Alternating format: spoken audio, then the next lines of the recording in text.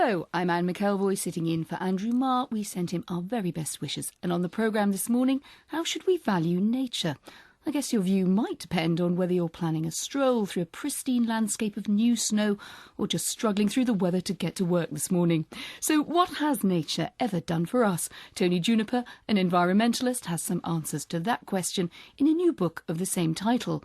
It proposes an end to the feud between economists seeking growth and traditional greens. And he'll be telling me in a moment why he thinks money really does grow on trees. William Fiennes is an author whose award-winning memoir, The Snow Geese, celebrated the wonder and resilience of nature. Ngaire Woods is director of the Global Economic Governance Programme at Oxford, and the Conservative MP John Penrose has a solution to building thousands more houses, which, rather perversely, he starts by protecting the whole skyline. Tony, now tell me, what do you think nature can do for us that we don't value enough already?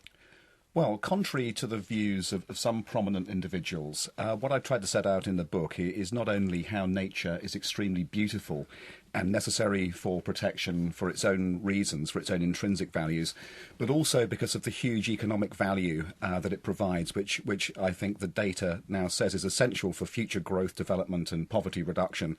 I set out how nature is the world's largest water utility, how it's the principal means of conversion of solar energy on the planet. It's a massive carbon capture and storage system. It's a repository for solutions to design and engineering challenges designed through literally hundreds of millions of years of natural selection. It's an insurance policy, it's a health service, and it's a means to control diseases. All of those things we would normally buy in the market through different kinds of technology and public and private sector services. Nature's doing a lot of it for nothing, and if you add the value of all of that together, one estimate holds that the value of nature's services is about double global GDP, and yet you still find in the mainstream economic debate that there is this view that nature is a drag on development and growth. Nothing could be further from the truth. I'm just smiling at your link of Mother Nature there to GDP, but we might come back to that and dig into that in a little while. But give us a concrete example of this. Some people might say, well, gosh, you're saying there's a terrific value that we should put on nature, but what would that mean in practice? And where would you find a good example? So consider the value of India's vultures. So these birds disappeared over the period between about 1992 and 2002, going from 40 million birds down to very few tens of thousands. The reason the vultures disappeared was the use of an anti-inflammatory drug in veterinary medicine.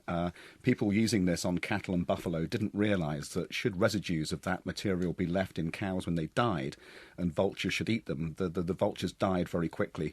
So these birds were between them eating something like 12 million tonnes of putrefying flesh left in the countryside every year, and when the vultures disappeared because they were poisoned, that food was left for some other animals, and the principal beneficiary in this case was India's wild dog population, which soared by about 7 million animals.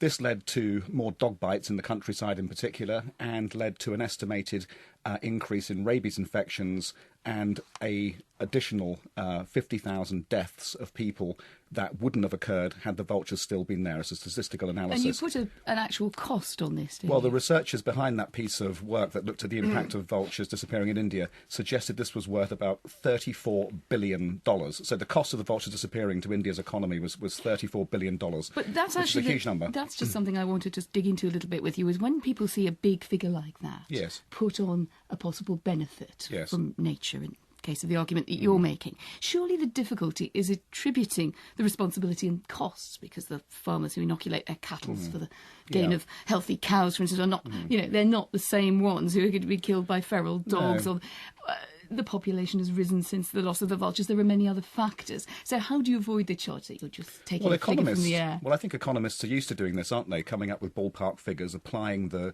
benefit broadly to society and then making choices. The trouble is that when it comes to nature, we simply do not factor this in. And, if you're looking for specific figures, then perhaps we should be making demands of that kind in terms of how economists make other judgments that we follow. And I don't see too many of them apologising for the numbers they got wrong that led to the financial crisis. We're embarking on an ecological crisis and nobody's putting any numbers on it at all at the moment, and I think that's a massive oversight, and that's one of the principal messages of the book.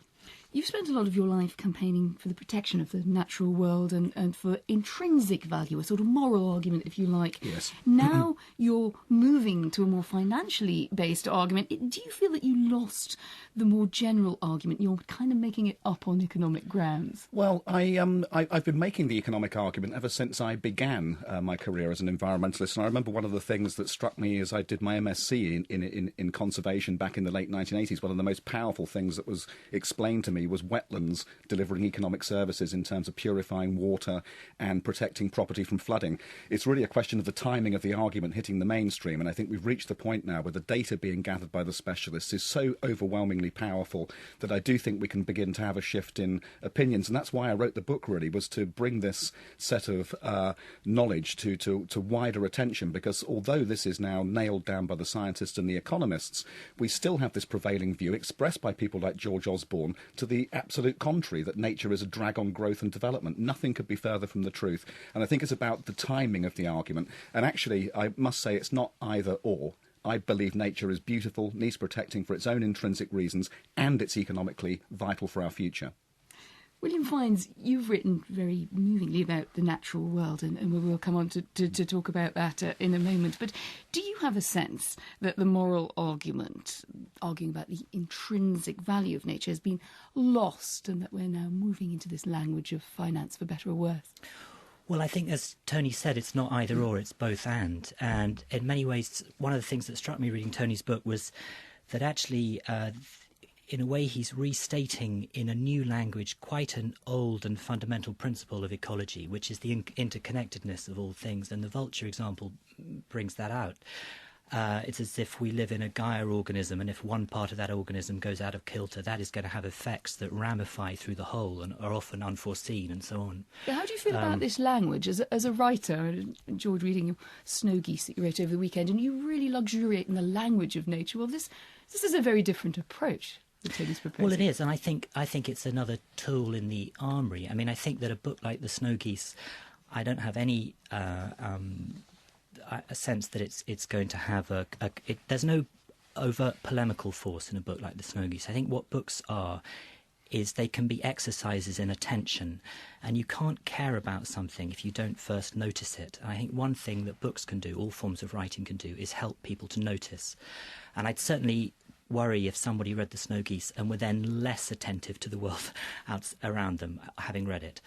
And there are examples of writers who've been sort of interested in the beauty of the natural world and interested in the beauty of the language they might use to describe it, and that's naturally led them into a sort of campaigning polemical energy. I mean, people like Rachel Carson and John Muir and so on. Yeah, I'm sure we'll come back to discussing that in a bit more detail. But John Penrose, if I could just bring you in here, where Tony alluded to government and government policy there. It would appear that the Chancellor is not yet convinced of the economic benefits of nature as put forward in this kind of case. He said we're not going to save the planet by putting our country out of business. And that old tension does keep rearing its head fairly. I think that he's trying to make a slightly different point from Tony's. I mean, George's point, I think, is that Britain can't do this all on its own. There's no point in Britain being the only one wearing a hair shirt, because actually we could cut our carbon emissions dramatically, and China's increase in the number of coal-fired stations it's building would wipe that out in a matter of weeks. But what we can do and what we should do, and I think what George is on side on as well, is we need to make sure we're setting an example and we are trying to walk the talk. And actually, in Tony's defence, I think you're being probably a little bit harsh on him by saying that the ethical and aesthetic argument's been lost here. I think the ethical and aesthetic argument's really strong, but Tony's absolutely right to say that the time is now for bringing in the economic argument